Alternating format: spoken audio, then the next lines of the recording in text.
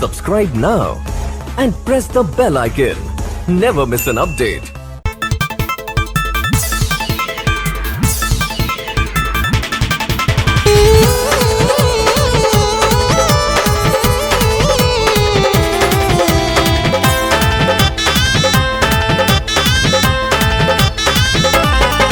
जब माई घरवा आई है, हम सबके राह दिखाई है, तब सूतल भाग जगई है, ओ किस्मत के चमकई है। सारी दुनिया में जेकर सरकार बात हो, सारी दुनिया में जेकर सरकार बात हो, शेरा वाली मैया जी के जय जयकार बाटे हो, शेरा वाली मैया जी के जय जयकार बाटे हो।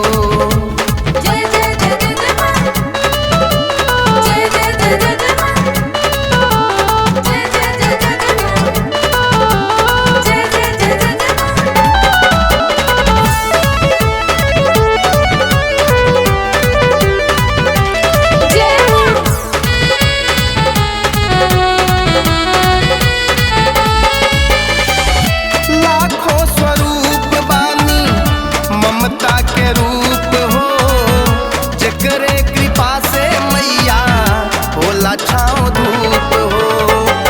पहुँचे दर पे जे भी होला उपकार हो, सबसे बन्यारा प्यारा रौरी दुआर हो। कितना पावन सुहावन दरबार बात हो, कितना पावन सुहावन दरबार बात हो, शेरा वाली मैया जी के जय जयकार बाटे हो, शेरा वाली मैया जी के जय जयकार बाटे हो।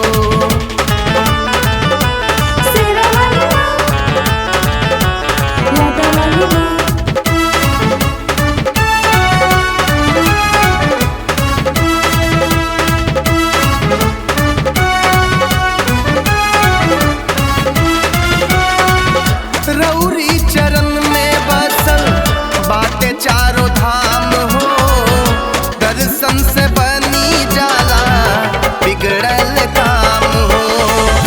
कर कर में माता जी के बाटे अवतार हो, माई के गुण गावे सारा संसार हो।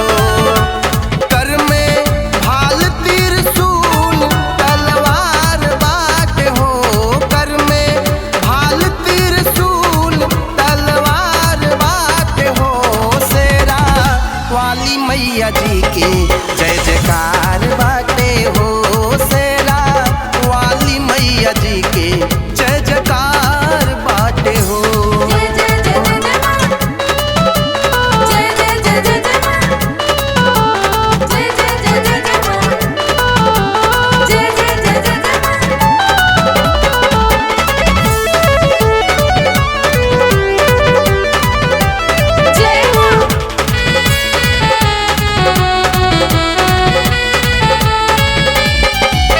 ललकी चुनरिया के पगड़ी बमात हो, जकरा के सर पे बा माई जी के हाथ हो।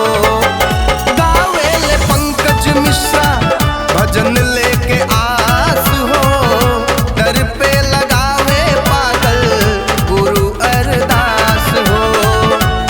दुख हरि हैयर जी हमार बात हो, दुख हरि हैयर जी हमार बात हो, शेरा वाली मैया जी के जय जयकार बाटे हो, शेरा वाली मैया जी के जय जयकार बाटे हो, शेरा वाली मैया जी के